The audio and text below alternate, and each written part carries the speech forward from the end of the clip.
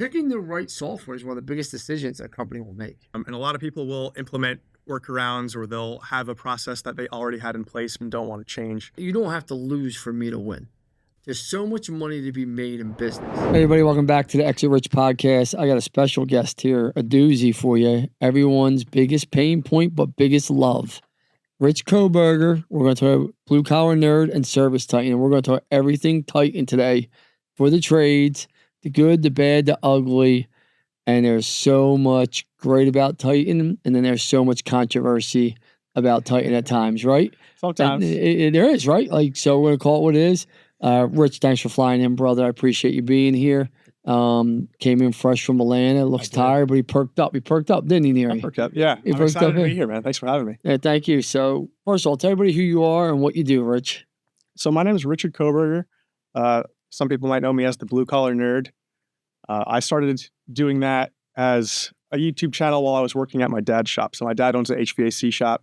He recently sold, actually, but to a private equity firm. Yeah, to a private equity firm. My man, I forget the exact one, but yeah, to a private. There you go, baby. Out of North Carolina. It's always at Atlanta. Atlanta, yeah. Okay. Yeah. So I was working there over college summers. I just needed something to do. I figured, hey, let's learn a skill. Might as well, but better than just like sitting around the house, right?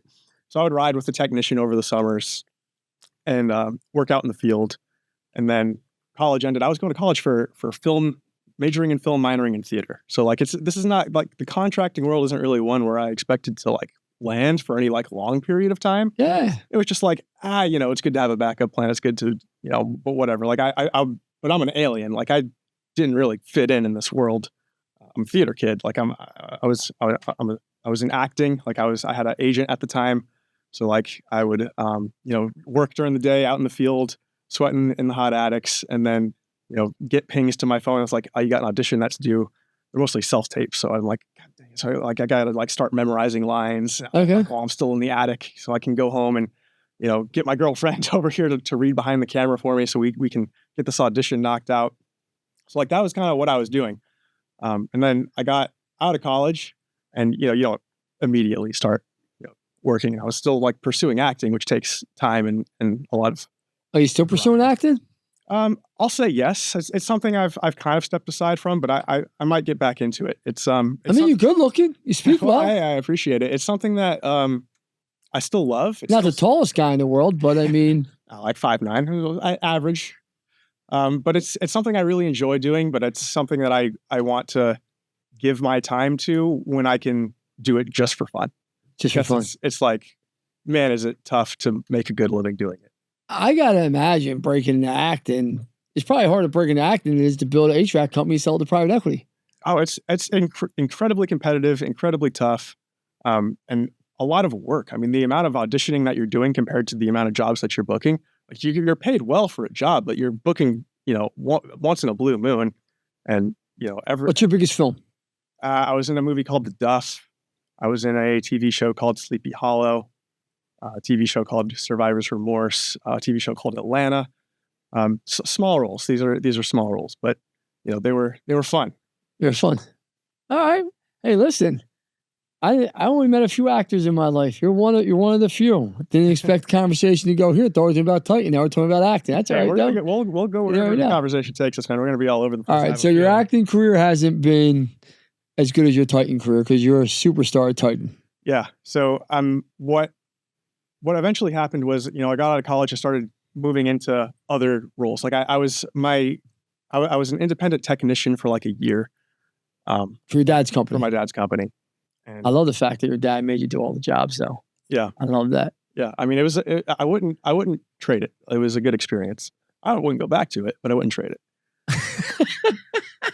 Yeah, I wouldn't go back to it.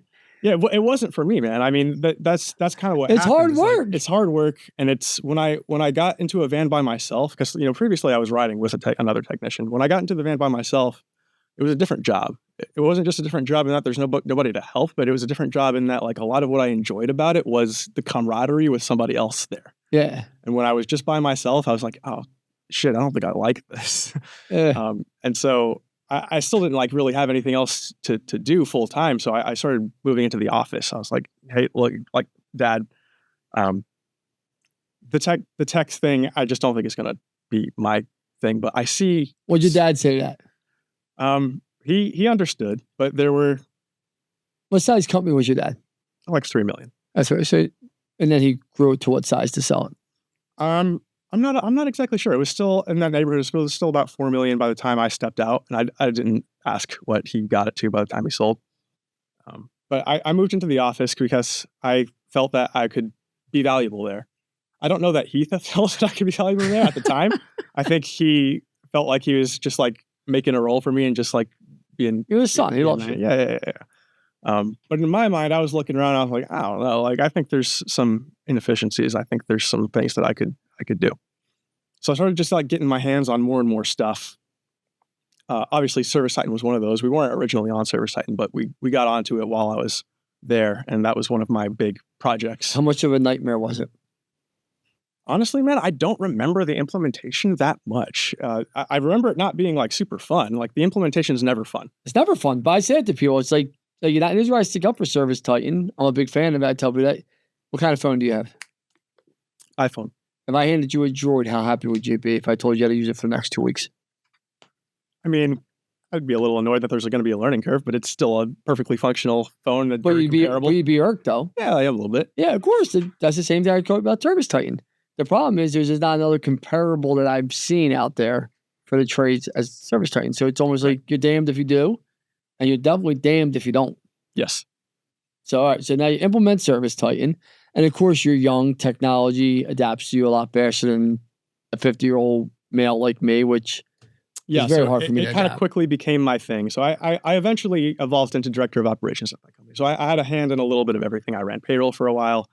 I managed CSRs. Like I did a little bit of everything, which was helpful because when you're the ServiceTitan guy, like whoever the ServiceTitan lead is at your company, they end up inevitably touching a little bit of everything. They evolve into a sort of operations manager anyways, because ServiceTitan touches every piece of your company. 100%. So they have to have some sort of context onto every bit of the company and understand to some level how it operates and have some form of authority within that department for them to be able to implement things, because that department needs to respect and listen to them.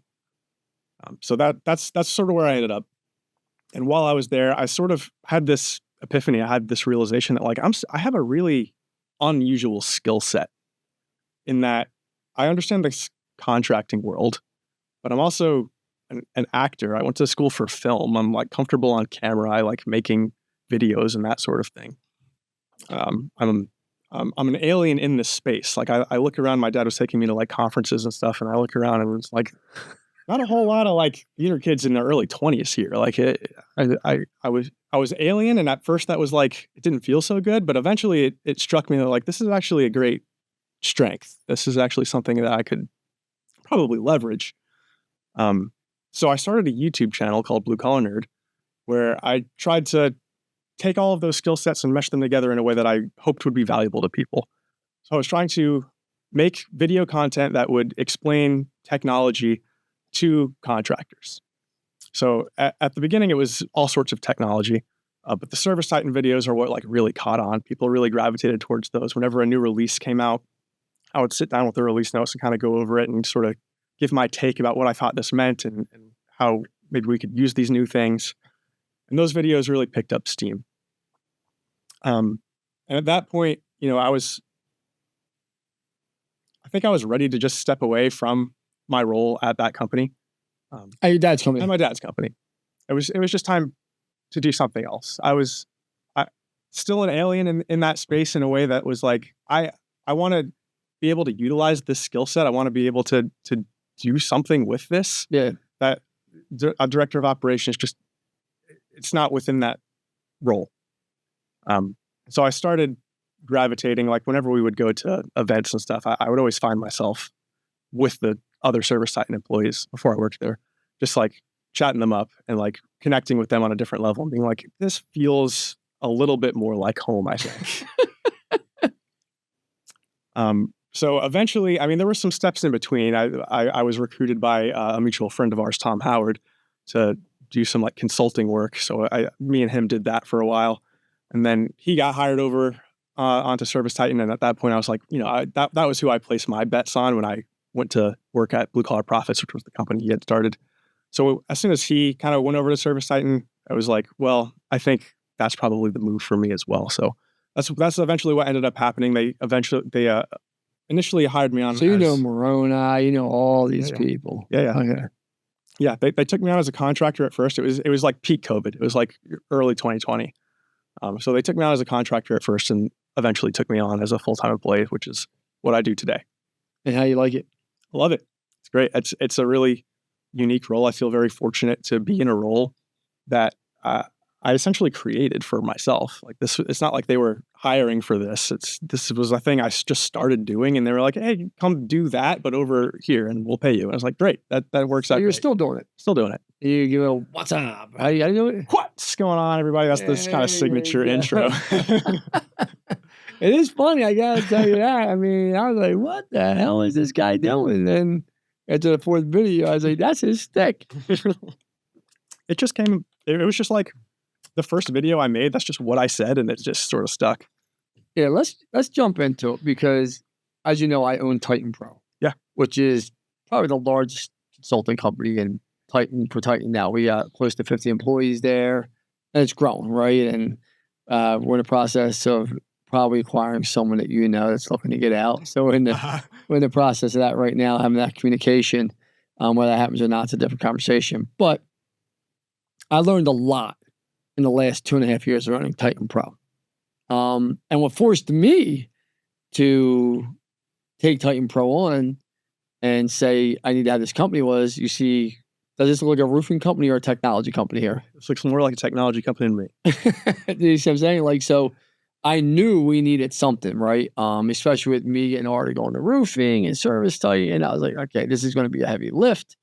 And Titan Pro was just a simple fit for me, right? Like, it was just like, I got to use ServiceTitan. I got to have someone that can do the price book, the marketing pro, the onboarding. I mean, we're going to talk about all this stuff today, but how hard is it to roll out ServiceTitan for the average contractor? Because people just think, I think it's the biggest disconnect. I said this to everyone. ServiceTitan's job is to sell ServiceTitan, right? I mean, this is, right? Yeah. Contractors' jobs are to find the best solution for them, which I do believe is ServiceTitan, right? I just believe it is. But if I just sell you ServiceTitan, it's a very difficult onboarding build outs because you're asking someone to change technology. Not just asking one person, you're normally asking somewhere between 8 to 50 people. That's a big ask. They ask people to get, if I asked my whole team to show up to the gym tomorrow, they might do it one time. If I asked them to do it every morning, I wouldn't have a team out here. Right? So I equate it to that. Uh-huh. But then, so I think the disconnect is they just don't come out and say, like, when I onboard my companies here, I tell people it's going to be hell, yes or no, Neary. I said it's going to be brutal. You're going to want to quit. But when we punch through this in 6 months, you're going to say, oh my God, I can never live without ServiceTitan. Yeah. Do you see that disconnect between buyer and seller? Like, it's just, there isn't that just truth of this is going to be fucking hell. Sure. I mean, I think it's a mindset thing going in, right? You have to understand, like, software in and of itself doesn't solve problems. Software is a tool. And like on some level, people understand that, but like on another level, they don't want that to be true. They just want the problem solved. So they you know, there's an attitude of like, okay, like I gave you the goddamn money. Like, why is my problem still here? It's like, well, because, you know, software solves problems in so much as like a nail gun builds a house. Like it's a nail gun solves a lot of problems with a hammer. It's a lot better than a hammer, but you still got to do a lot of work to build the house, and it's going to be really hard. It's the nail gun that you bought, not a house. Yeah. I mean, I think that's the biggest disconnect because like people are like, Lance, like you don't seem to get upset when something goes wrong. I'm like, because it's technology, something is always going to go wrong. Like that's just a fact. I've never seen a piece of technology not have a bug. I've never seen a piece of technology. I mean, Google goes down. Sure. Right? You know, talking about this right now, ChatGPT has to figure out a way to get ads into ChatGPT or it's never going to make money, right? So that's a whole different conversation, right? But like, you know, that's a whole different conversation we have. So like, when people say to me like, oh, ServiceTitan has this issue, I'm like, everything has issues. But out of the box, it's better than any out of the box solution I've seen to be able to do this. And I know I'm missing things, but I like to simplify things. Out of the box, I can tell how many raw leads I got, how many leads went to an appointment, my book rate, how many were ran, to what my close rate is, to my average ticket is. Yeah. Right? Yeah. I don't know another software that can give me that. You get all of that out of the box so long as you're using it correctly. Well, I mean, it's very easy. Listen, those 5 things I just labeled are probably the easiest things to use correctly. I agree. I mean, like, they're the 5, like, that's like the lay down. If you don't have that going on, shit, you got bigger problems than being on ServiceTitan. No? No, I mean, look, man, I work in ServiceTitan all day, every day. I see a lot of mistakes and misuse, and to some degree, like I don't blame people. Like ServiceTitan is both very wide and very deep of a product. 100%. And there's, a big issue of like not knowing what you don't know with it. It's the challenge ServiceTitan has is to work with different companies. Like ask 10 different entrepreneurs how they operate their business. You'll get 10 different answers, and ServiceTitan has to some degree cater to all of that while still offering somewhat of a rigid structure. So there's a bit of a give and take of like you have to meld into ServiceTitan, and ServiceTitan will sort of meld into its customers as well. 100%. My thing is, like let's just take Marketing Pro. What do you think of it? I think it's great. I think it's one of ServiceTitan's strongest pro products. I think it's their best pro product. I don't think there's even a close second. Like, and people say, and I'm a marketer by trade, so like, it gives me every KPI I need. Listen, do I wish there was some more bells and whistles to it? Of course, every marketer would want them, right? But where can I go get a dashboard that everything's automated, that tells me how much revenue I made per channel on any other platform? Just one snapshot.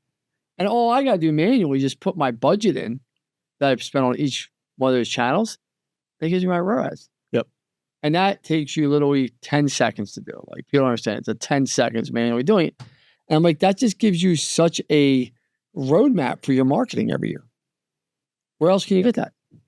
It's tough, especially in such an integrated way. Like the fact that it's integrated into ServiceTitan, all your customer data is already there. You can build audiences based on very specific customer There's data. nothing manual about it. It's all automated. Like, even the campaigns now, they've rolled out the autopilots where you can kind of just click a button and call it a day and have something pretty serviceable.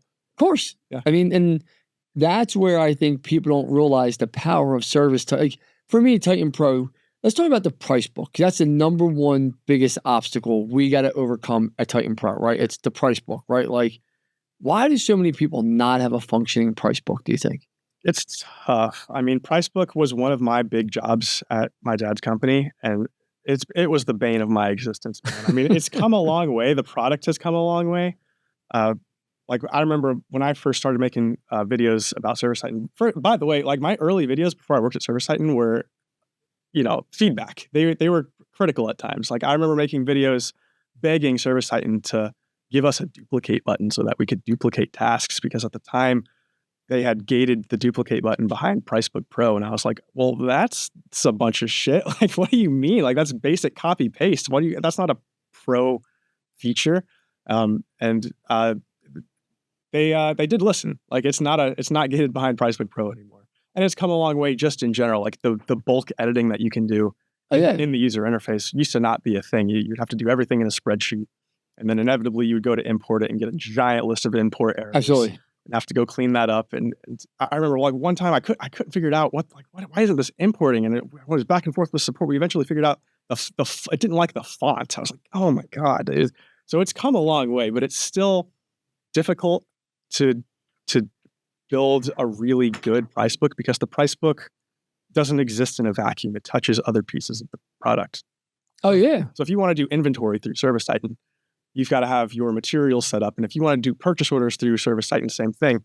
And how many people actually do you think use the inventory model in price book? I don't know, but I would say it's less than 1%. It should be. I mean, it should be like reserved for enterprise shops. If you're big enough to justify inventory, that means you're big enough to justify at least one person's probably 6-figure salary, because just managing the inventory is a full-time job, right? So like yes, like smaller companies will sometimes ask like, should I get into inventory? And it's like, probably not, man, because yes, you're probably like losing some stuff, like stuff is quote unquote falling off the truck for you, that's probably almost guaranteed to be true. But is it, at least a full person's salary worth every year? Like, how much are you really losing, do you think? Because there's a big expense here. Like, it's not free to implement inventory, even though the product itself is not like a pro product, but it's a big pain in the ass to set up. Just huge by the nature of the beast. Like, I don't really think there's much to be done about it. It's just a complicated, difficult thing. You're touching accounting. It's a moving target, so you've got to like hit your go live date and then do adjustments. Like, it's a big nightmare, and then it's got to be maintained. Somebody's got to keep up with this. Somebody's got to stay on top of it. So you're paying to do that. Is it worth it? Probably not, unless you're a pretty big enterprise shop. Yeah, I mean, I figured that. I mean, it seems like price book is the number one thing we do. I mean, and it seems like a lot of people just can't figure out the price book. And I always say your price book's never done. And people don't understand that. I'm like, what do you mean? I'm like, your price book is never done. Like, you're always evolving it, working on it, making it better. Can you explain that? Because people think I did my price book today and I'm done. Yeah, I mean, at the very least, you've got to like implement stuff that comes out. I think just to make it cleaner and easier on your technicians. For example, we recently launched something called configurable services. Mm-hmm. That's where you can take, like, I come from HVAC. I always use HVAC examples to not embarrass myself.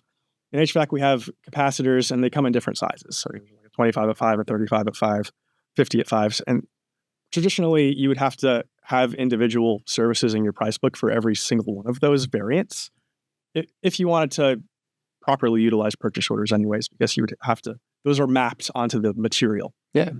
With configurable services, you can just have one service with all of those materials kind of tied to it, and they can pick which size they're going to use, and then it will map correctly.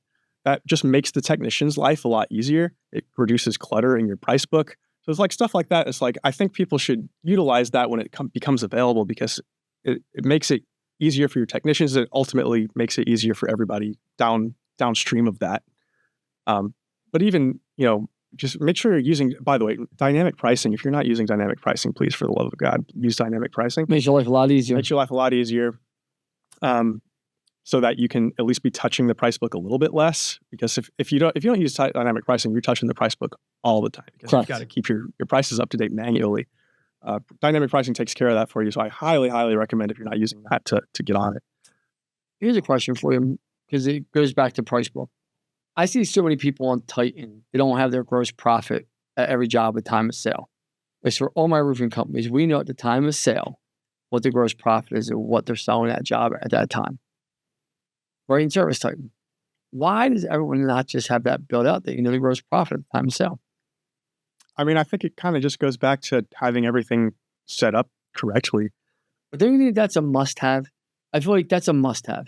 If you're shooting for 50% GP, there's no way you're going to get it if you don't see what you're getting at the time of sale. I mean, it's really important to have accurate reporting, right? So, like, accurate reporting in every sense of the word, it means using the product the way that the product expects you to be using it. And a lot of people will implement workarounds, or they'll have a process that they already had in place pre-ServiceTitan that they just really feel strongly about and don't want to change. But there's a cost to that, which is garbage in, garbage out, right? Like, if you don't use ServiceTitan the way the software is expecting you to use it, inputting the information the way it's expecting it to be input, booking recalls properly, all of that sort of stuff, then you end up with reporting that's not reliable. And then what's the point? Listen, garbage in, garbage out. You give me a report that's bullshit, you're probably not going to be working for me. I mean, it's the only thing. I mean, you see the TVs everywhere, there's numbers everywhere. Hey, everyone. Thank you for joining us today. I want to give a quick shout out to our sponsors, ServiceTitan and Rilla, our technology of choice to helping us scale and grow our business, and making sure all of our viewers have the technology to scale their business, so when they want to sell it, they're able to. Yeah. The only thing that matters is the numbers. I mean, the rest is all garbage. I mean, I think that's why so many people don't scale, Richard. Like, I don't think people understand, if you follow the numbers will give you the answer to everything you need in life. Yeah. I think a lot of people get bogged down in the volume of numbers. Like, if you go, like, what are your key numbers, Lance? Because a lot of people get bogged down in this. There's so many metrics that you can track, and you can get so granular. So my numbers are real simple, right? For me, and I have just different data sets. For me, it's how many leads, how many book calls, what's our book rate, how many leads did we actually run? Because I take out the cancel part, right? So I want to know how many leads we actually ran. What's our sales close rate for that person, that unit? What's our average ticket, right? That's those metrics. And that's real simple. I get text that. I have a report every day. I know that. Yeah. Then every morning I get this. What's my revenue? What's my sales pace? What's my revenue pace? And what's my sales pace?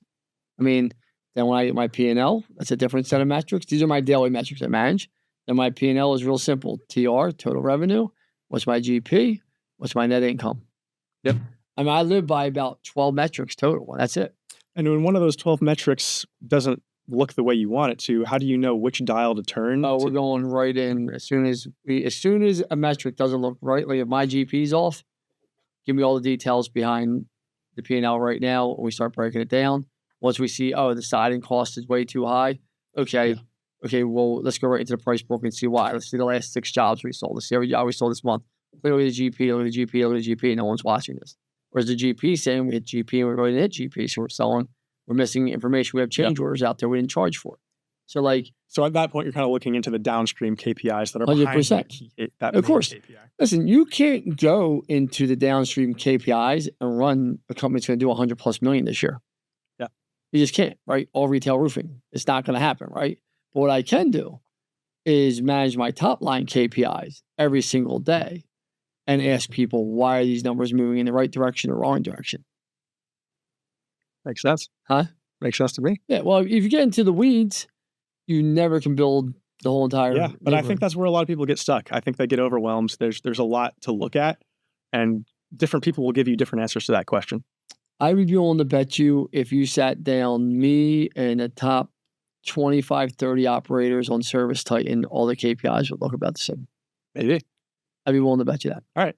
Because all the private equity firms look at the same exact numbers I look at. Now, they have tons of more data and analysts that they're backstabbing with information, but I guarantee you Tommy's are very similar to mine.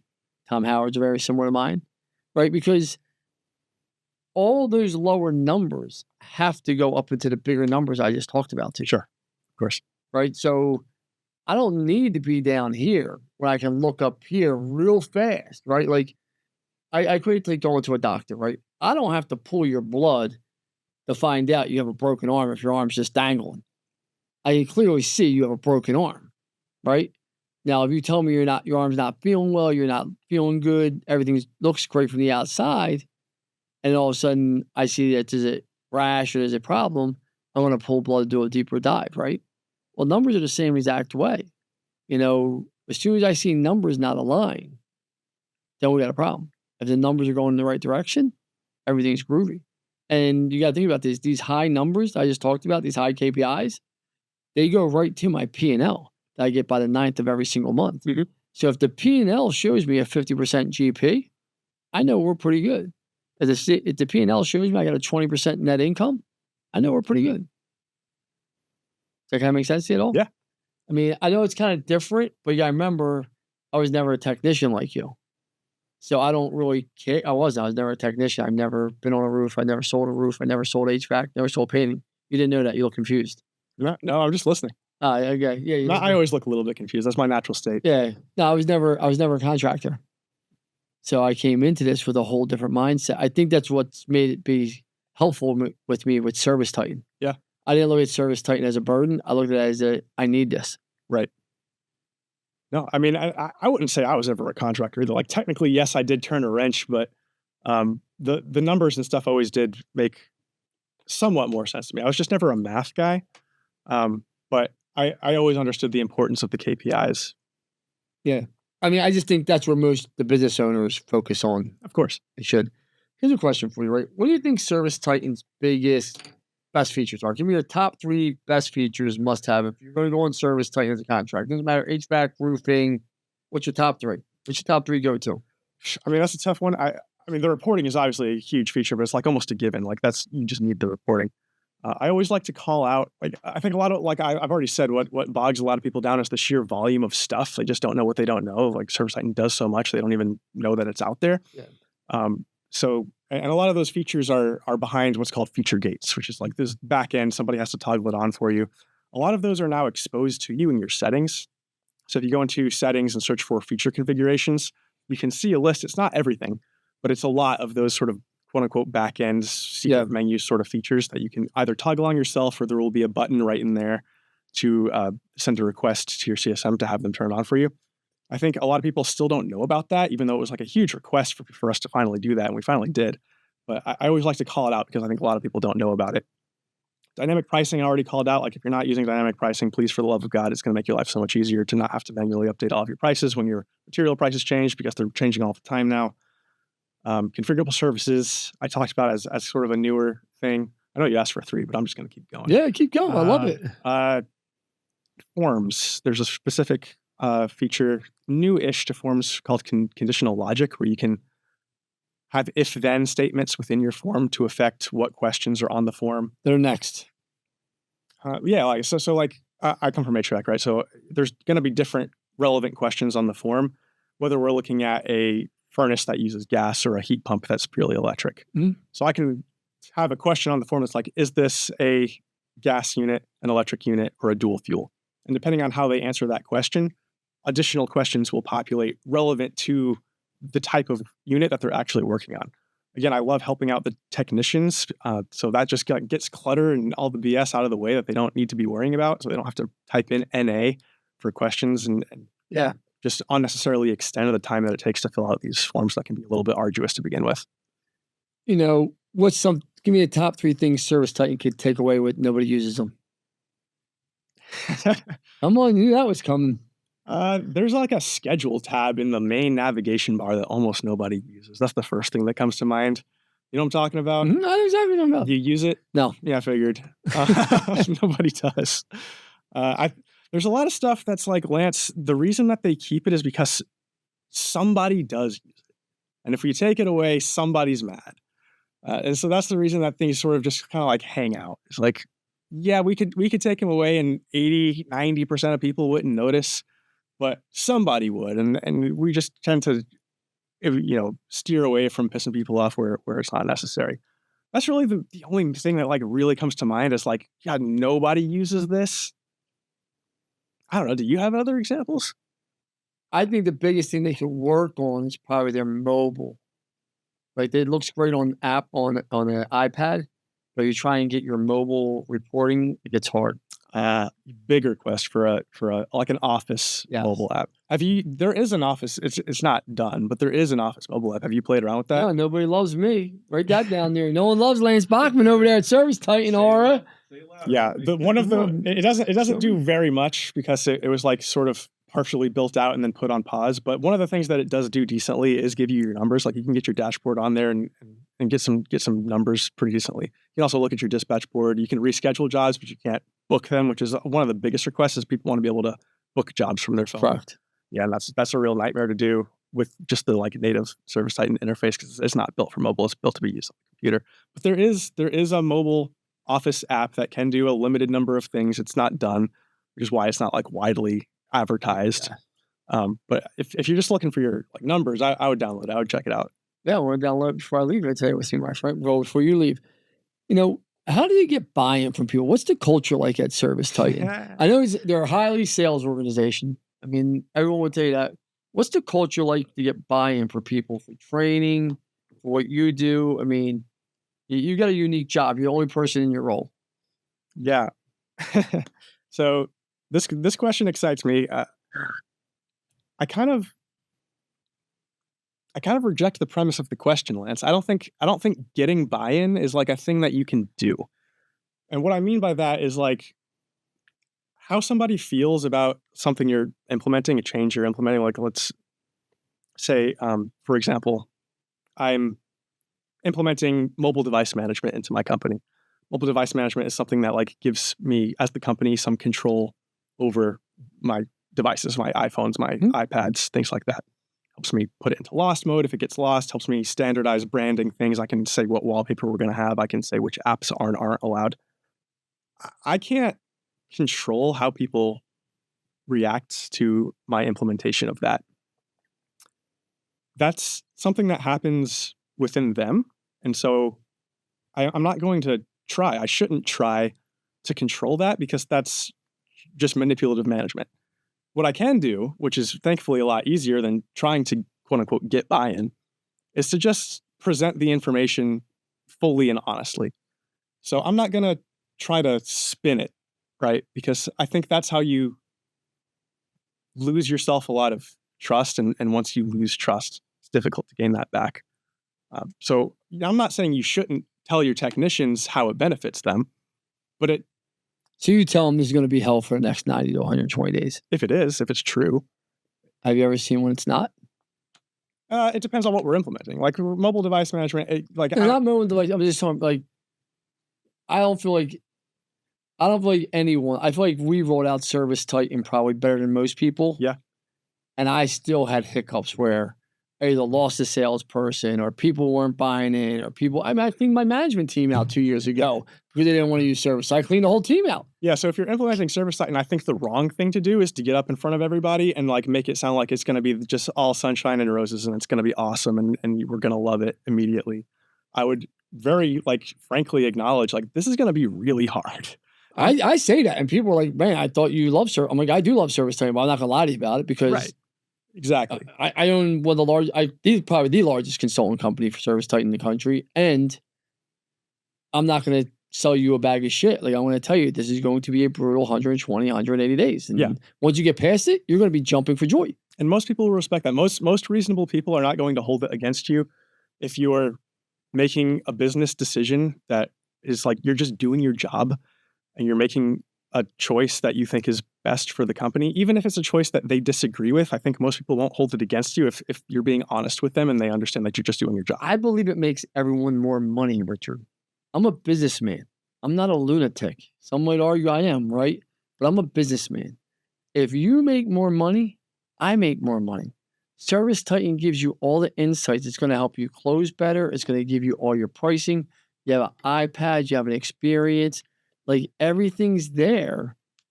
And yes, it's going to be hard, but if someone says to me, I want to lose 30 pounds, I'm not going to tell them it's going to be easy. I'm going to say, this is going to be hard.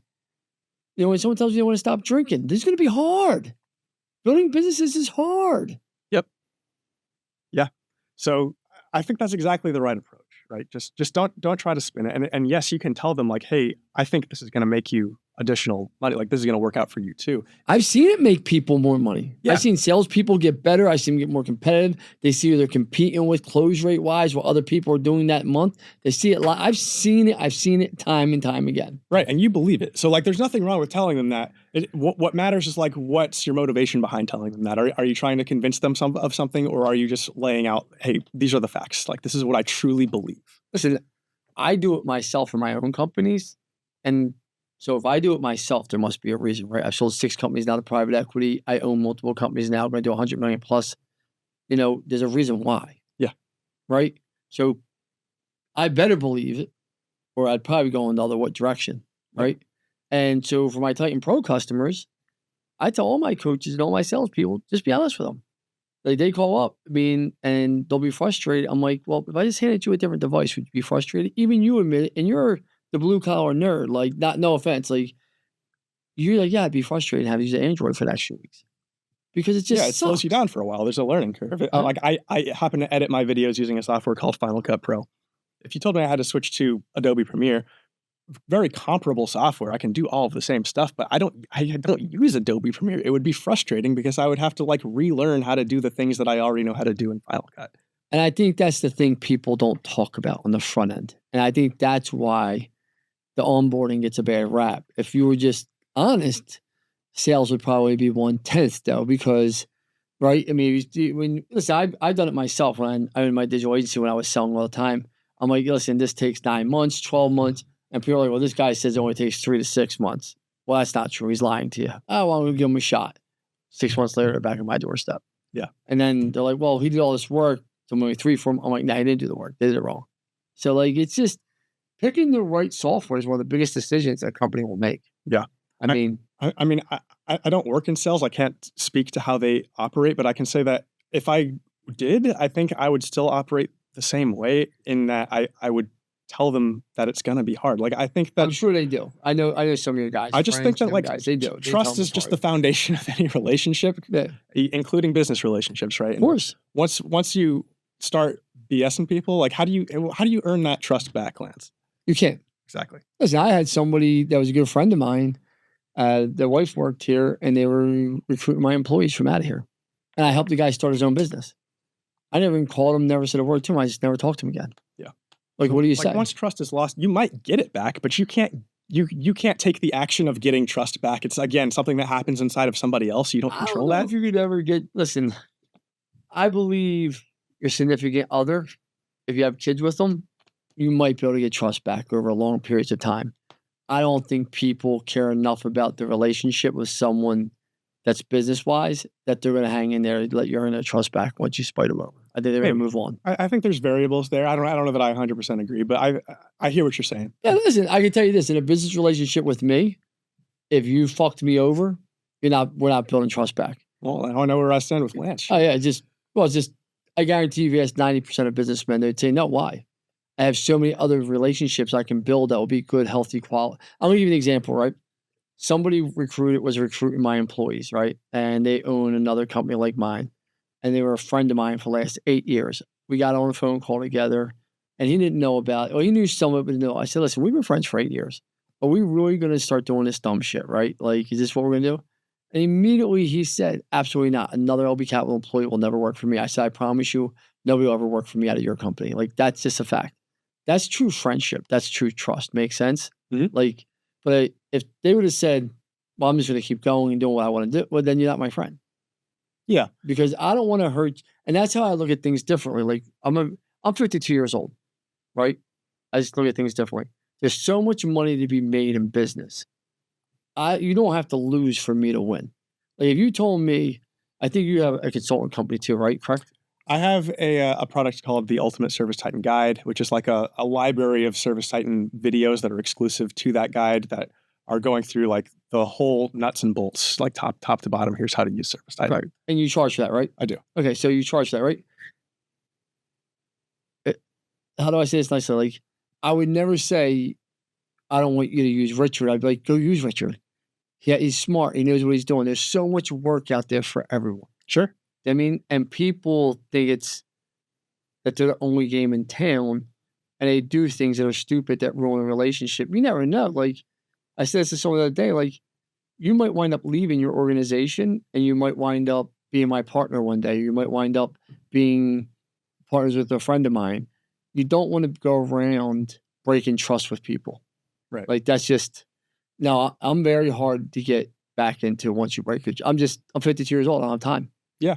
And I agree. Like, I feel like I'm the one who brought it up, but like, I also just think it's easier to live your life giving people the benefit of the doubt. Like, just thinking charitably, somebody did something 100%. that offends you, give them the charitable thinking first before you assume that they were trying to hurt you in some way.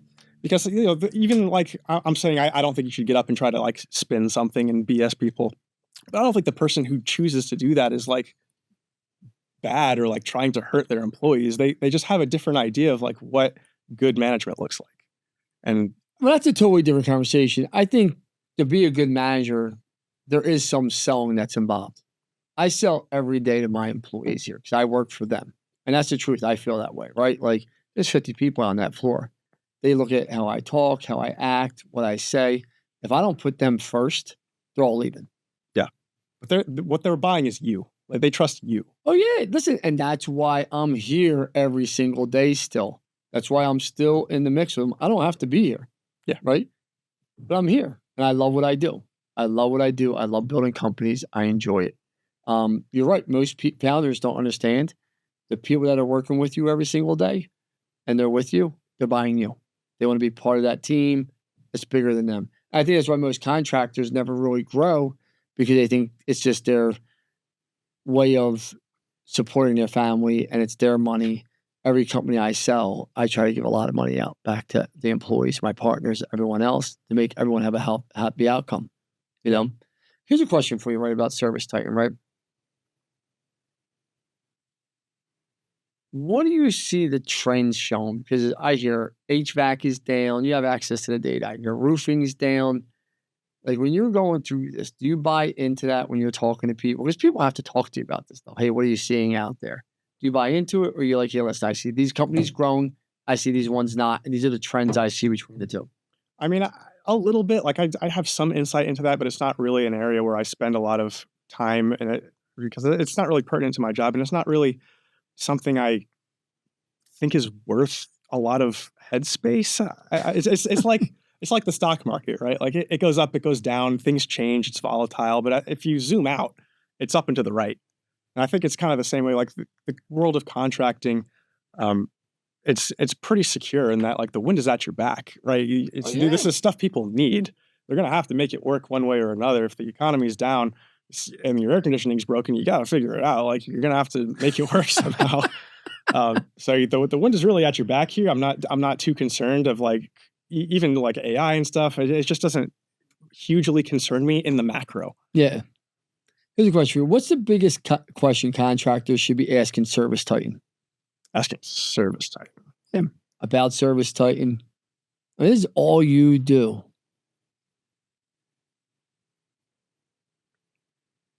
I mean, I think it's worth. People have mixed emotions with their CSMs. A lot of people love their CSMs. I see a lot of people complain about that relationship and having to do it. But like that person is there to make you successful. That is, their entire job. It's a customer success manager. And I would they work with other companies too. Ask them, what am I not using here? Like, what do I not know about? What are some things that you would recommend for me? I think a lot of people are afraid to do that, or not afraid, but maybe they don't trust that the CSM, because the CSM didn't come from the contracting world usually. Some of them did, but some of them were they were a CSM over at Salesforce or something, and then they came and worked at ServiceTitan. So a contractor might think, what do they know?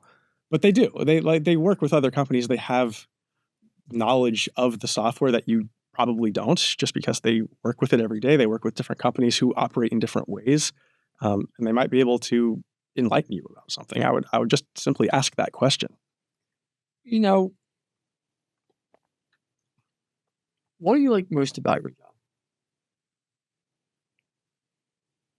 I like that I get to utilize all of these weird sets of skills. I get to I love making videos. I've loved making videos since I was like in high school. I would make videos with my friends for fun. All your videos live on ServiceTitan, correct? Majority of them. Anything that I make that ServiceTitan owned lives on the ServiceTitan YouTube channel. Yeah, so it's like public facing content. Anybody can see it, whether or not you're a ServiceTitan client. And I love getting to do that. Like I get to make videos for a living. That was always kind of the goal in some way or another. It was like even with acting, like I get to be on camera all the time. I get a lot of freedom. Like I do. I don't know if you've like watched some of my videos. I do some weird stuff in there. And ServiceTitan is. Do you think you're a quirky guy? Yeah, I think I'm a quirky guy. Yeah, I'm just asking. It seemed pretty cool to me. I mean, I was surprised by how good looking you were. I was like, all right, he's a good looking guy. I was like, okay. I'm like, I like the BlueCollar Nerd videos I make under like what I would call a sub brand. Like they're BlueCollar Nerd videos that don't adhere at all to the type of content ServiceTitan would otherwise produce. If they just let me run with it, as long as it's not too outlandish, it's fine. Or does all your videos have to go through legal approval? No. That's not to say I never hear from the legal department. Like if I use a licensed song or something, they'll get on my ass about that. But it's not like there's a review process for every single video. There's an element of trust there. How many videos do you do a week? A week? Man, you have high expectations of me. It's less than one a week. They kind of come in bursts a lot of the time. It's mostly when new stuff is happening. So like anytime there's a new release coming out, that's like the bulk of my work is the release notes videos. They take a long time because it's all new stuff. It's as new to me as anybody else. And so it's a huge research phase.